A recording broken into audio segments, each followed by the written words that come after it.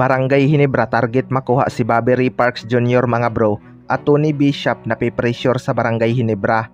Yan mga bro, pagkatapos mong ilike ang ating video, mag-subscribe na rin kung bago ka pa lang sa ating channel at i-click ang notification bell para lagi kang updated sa ating mga sports balita.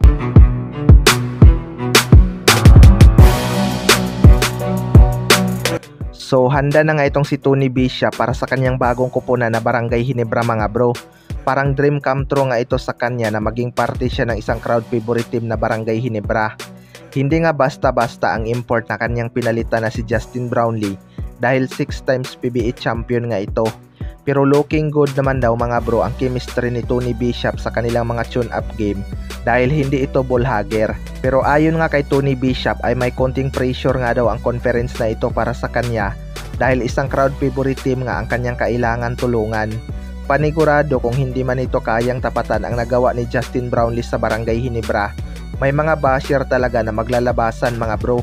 Alam naman natin na may mga fans talaga na fan lang kapag maganda ang inilalaro ng isang player. Pero malaki naman ang kumpiyansa ni Tony Bishop na makakatulong siya sa Barangay Ginebra na dipinsahan ang kanilang Commissioner's Cup title na pinaghirapan ni Justin Brownlee last season.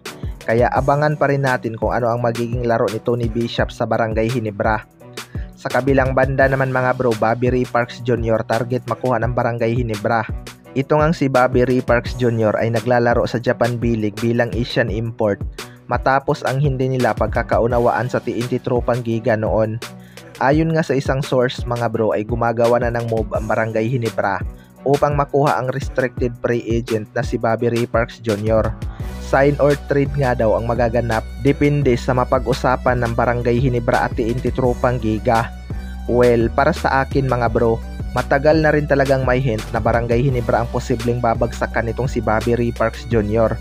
At isa nga ito sa mga kanyang dream team. Bukang bibig pa nga nito ang Never See Die mga bro.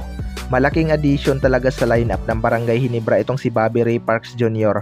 kapag nakuha nila ito. Marami na nga itong experience sa iba't ibang liga, kaya masasabi kong veterano na talaga ito.